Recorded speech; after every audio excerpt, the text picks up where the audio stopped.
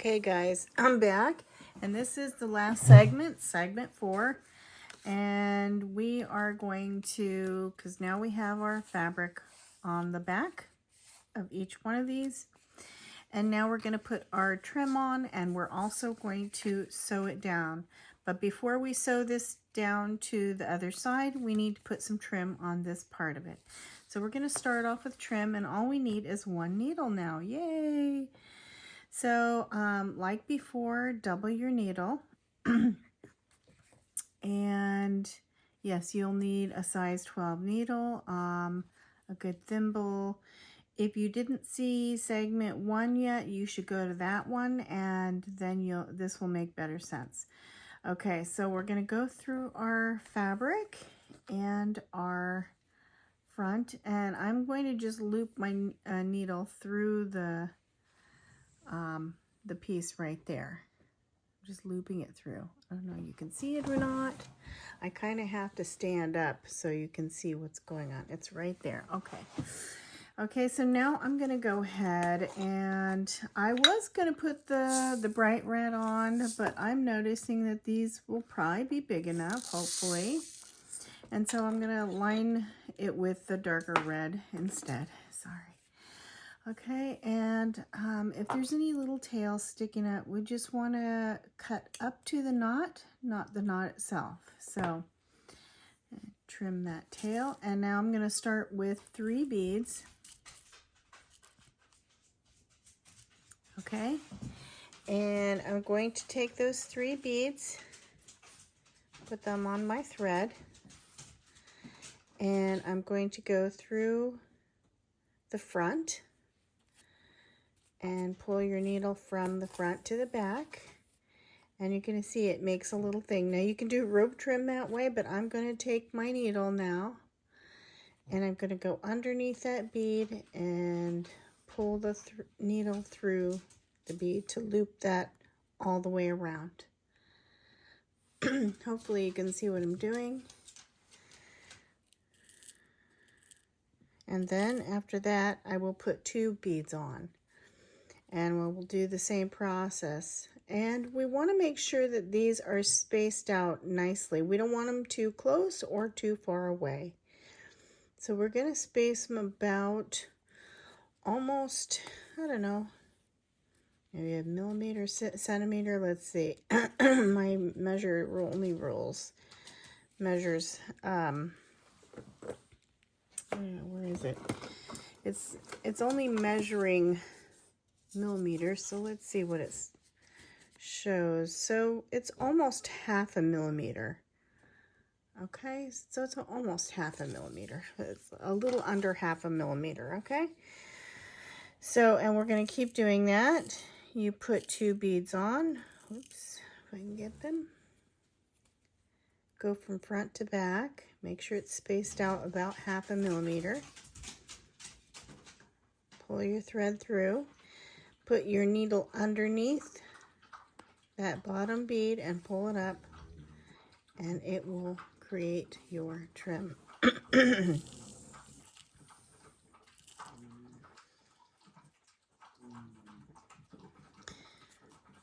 I apologize about the camera on my phone. It just doesn't like to do stuff. It used to be fine, and a lot of my videos turned out, but it just started acting like this.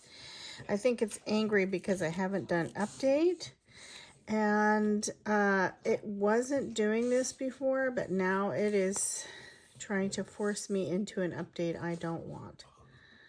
Okay, so we just want to go through that 1 bead, and I go from the bottom part of that bead up. And here again, front to back, about 1 millimeter apart. Oops. Okay, and then I'm going from the bottom part of that bead up.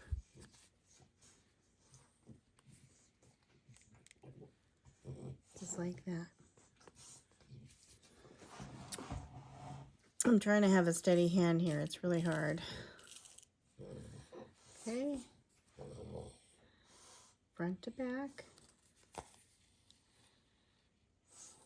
And we're going to go underneath that one bead. And see how it kind of creates that loop? And you're basically looping around your fabric. Front to back.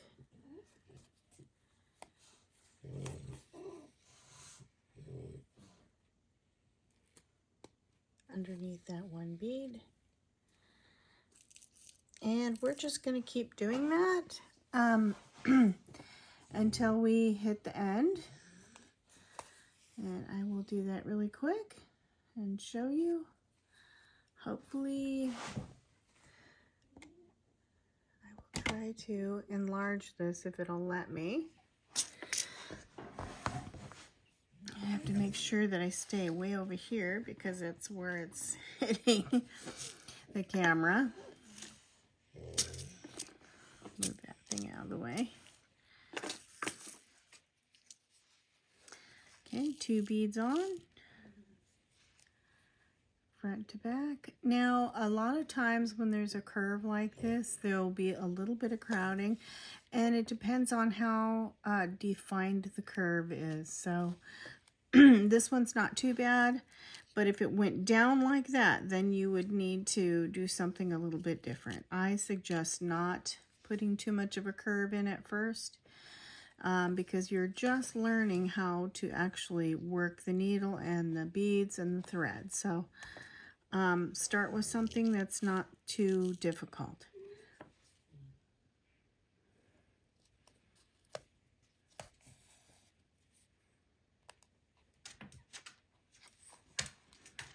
Okay, we're almost to the end.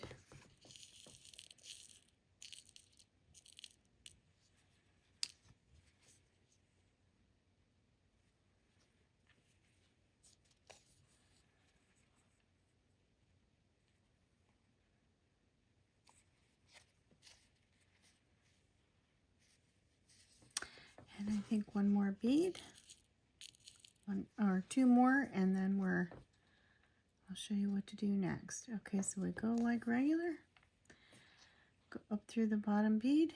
Now we're at the very end, so we have a tail hanging out. So we're going to go ahead and weave this into the top bead here, and I'm going to turn it over. Okay, so it's coming out of the top bead here, and then I'm going to go through this bottom bead here. I'm going to pull my needle through that bottom bead area, and then I'm going to go ahead and tie a knot.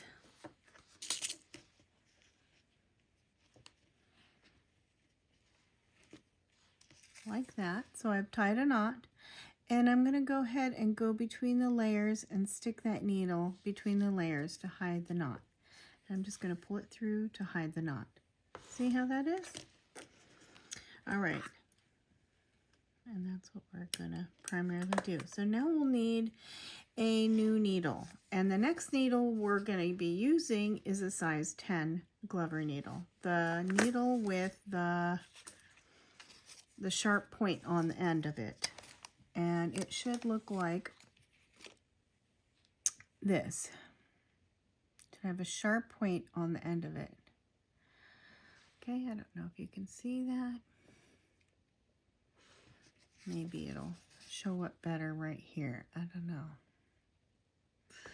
Okay, and you'll need to thread it. Now, I would thread at least an arm's length, but this is already pre-threaded. I'm going to just use what's left over here. And then I can show you what happens when you don't use a bigger length, which is fine. Now, before I get started, I am going to go ahead and put a bead of glue all the way around this because I want to make sure it sticks onto here and does not shift while I'm sewing. Okay, so I'm just going to put a little tiny bead of glue all the way around.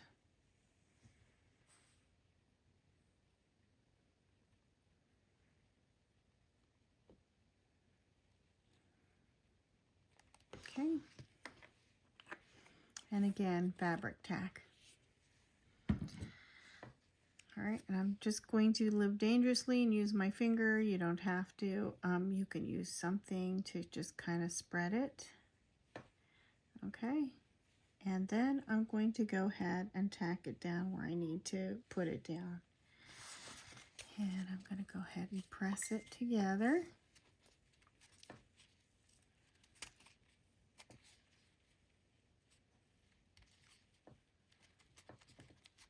Now, if you need to do any trimming or anything like that, it's a good time to do that. So, you can see sometimes when you have a little bit of fabric displacement and there's the side and the back is now just a little bit bigger, and you can just go ahead and trim the back to fit with the front.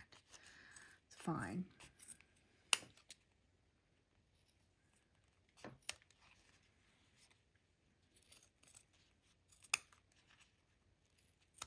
Now this is exactly why we're using that leather needle, because you can see how many layers you're going to need. And you're definitely going to need your thimble on this one, okay, ladies? And that's why we don't use heavy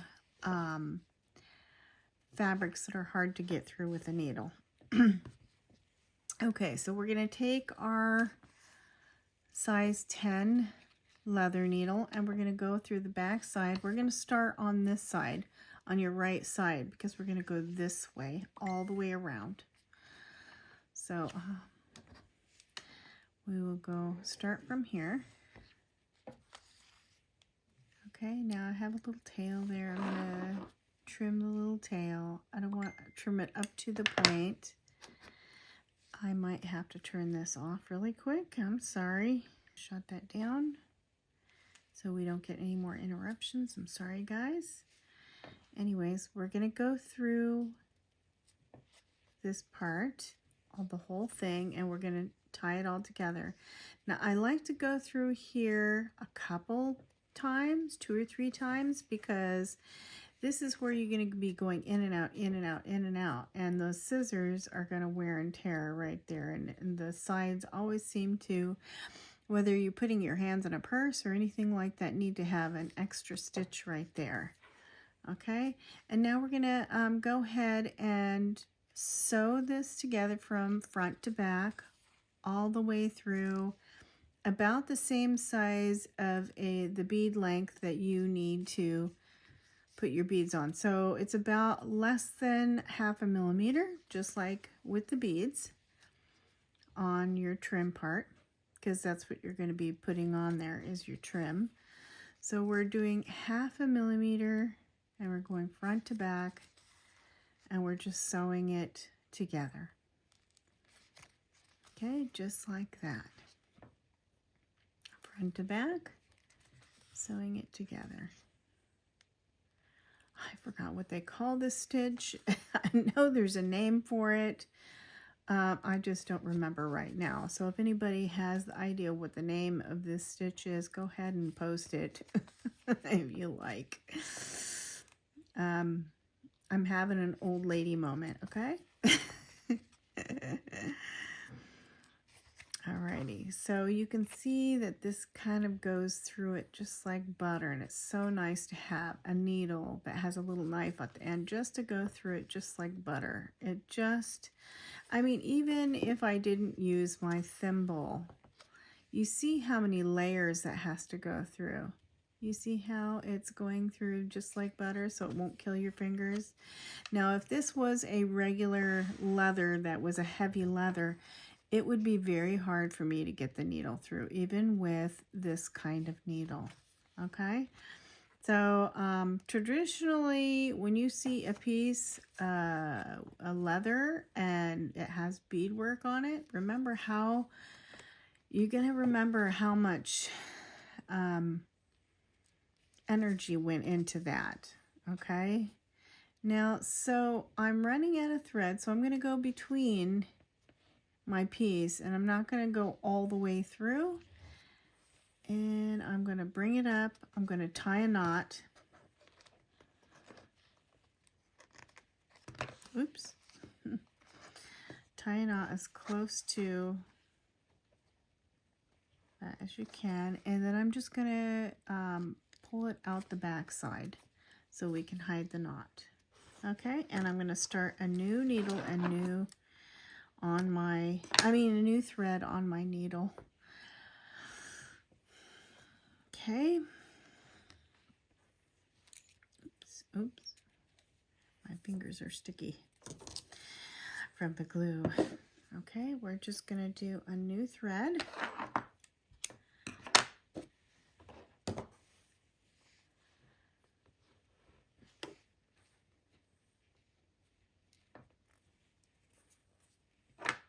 Okay. And thread a double. I always double thread my pieces all the time. Even when I'm doing earrings, unless I'm doing a particular kind of earring that requires a size 15 bead and the beads have smaller holes and are round. That's the only time I will not double thread, but normally I always double thread. And I cut the tail off up to the thing. Now, see how it just came back out? So you want to test your knot to make sure it's not going to come out. And I'm going to do that again. I roll it around my finger. You know, test your knot. Cut your knot up to the point. Test your knot. Make sure it's not going to come out of there. Okay. And now, again, I'm going to start from the back side. Okay. And I'm going to work it up to the front again, about less than 1/2 millimeter.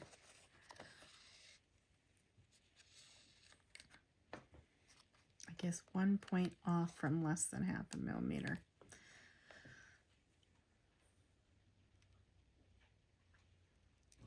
Okay, and we're just going to go all the way around, and that's how you put a new thread on. And you're going to continue to go all the way around, okay? You're going to go all the way around from front to back. And when you hit over here, you're going to do the same thing where you put 3 on in one hole to have a lot of stability like this side, okay? And then when you're done, you're going to bring your needle up, tie the knot, pull your needle between the layers to hide your knot, and then I'll be back. And I'll show you how to do the trim. All right. Okay, so we are at the end now. And like I said, we want to go through this end area a couple, 2 or 3 times to give it, you know, some strength, stability and strength. So I'm going to go through that same area.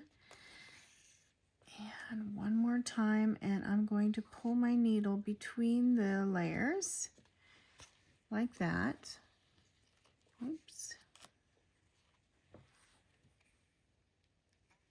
Okay, and we're going to tie a knot.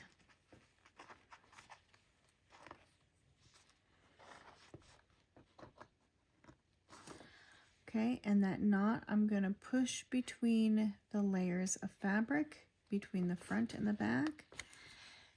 And I'm going to hide that knot. And then we're just going to trim it off nicely. I'm going to put that away because we don't need the leather needle anymore. But we will need the regular needle now, your regular size 12 needle to finish your trim. So we're going to do a new thread.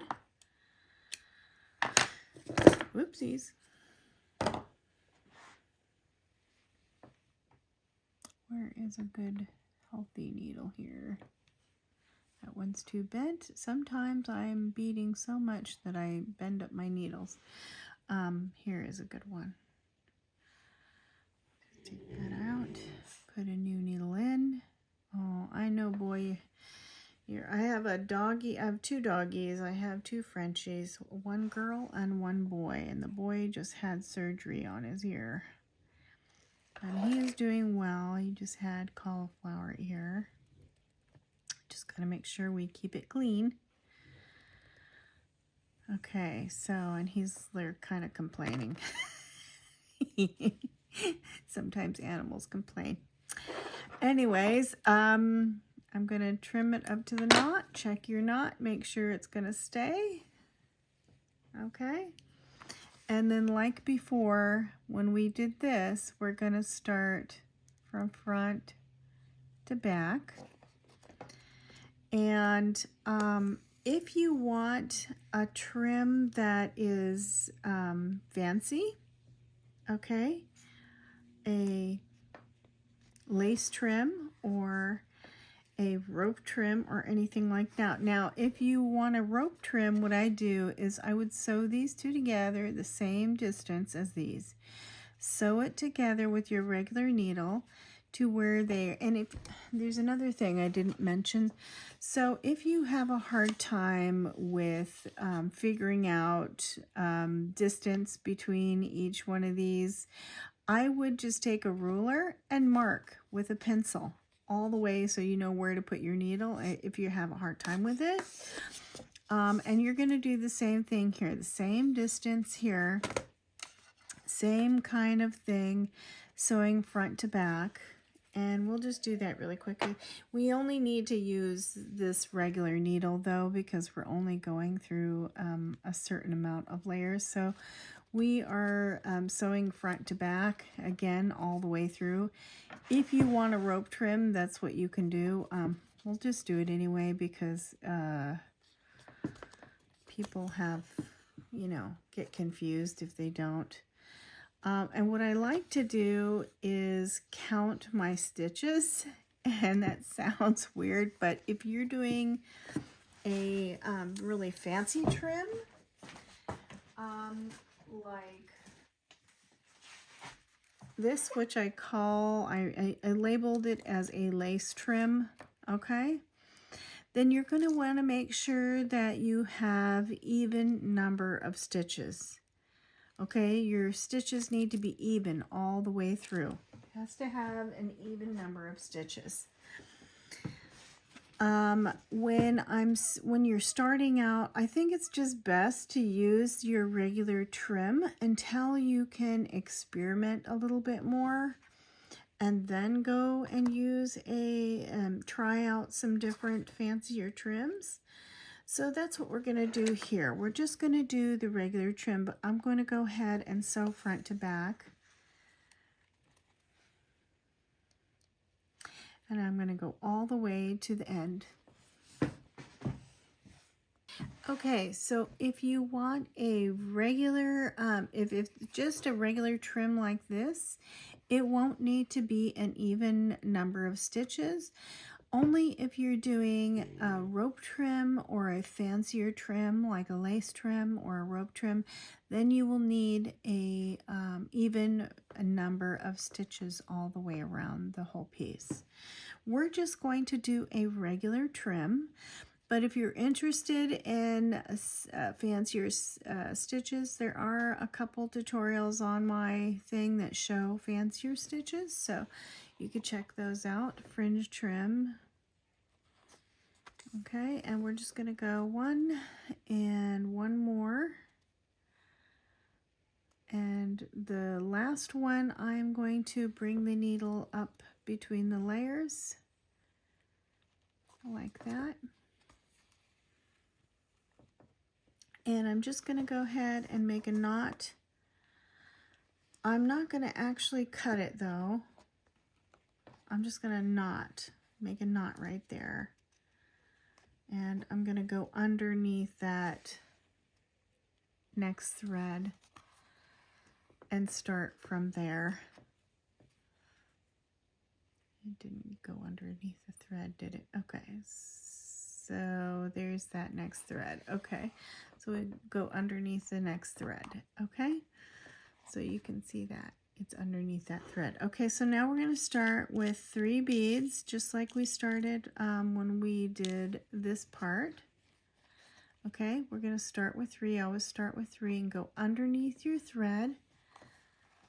Okay, pull all the way through like that. Okay, and like before, we're going underneath that bottom bead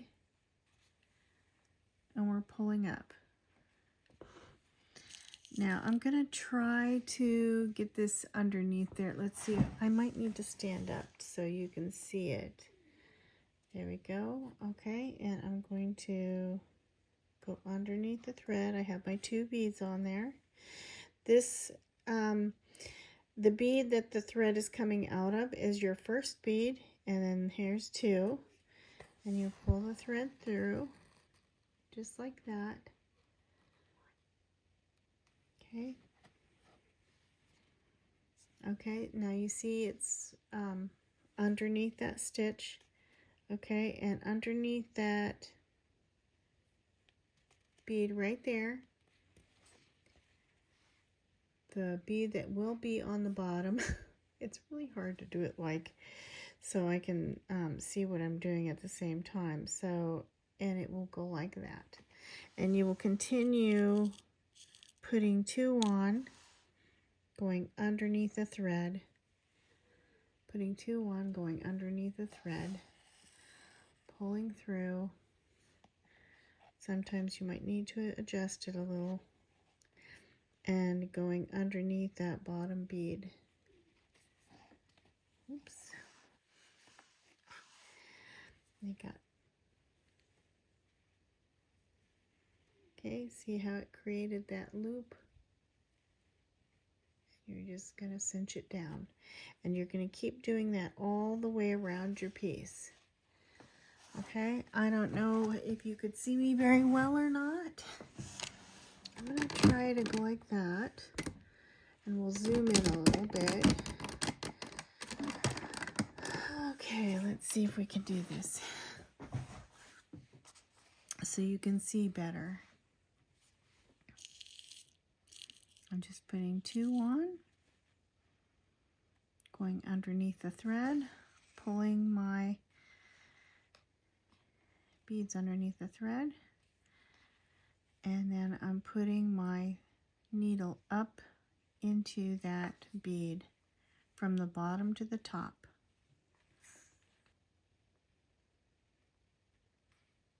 Underneath the thread, and from that bottom bead underneath to the top. Okay, and we will do that all the way around your piece. And when we get to here, I'll show you how to combine it, and then we'll be done. Okay, I'll see you when you get back. When I get back. Okay, there is something that I forgot to mention. I'm sorry. So as you go around a curve, it will get more, it will leave more room. So when you go around your curves, you might want to put your stitches a little closer together. See how I have these just a tiny bit closer together? Because when you go around a curve, it gives more room to that area. So then you need to tighten the stitches just a little to compensate for that. Okay, because then you end up having to figure out why is the stitch so far apart, right? So let's see. So there will be, you can see I added an extra stitch there at the beginning because this stitch was too far apart, so I had to add an extra one. So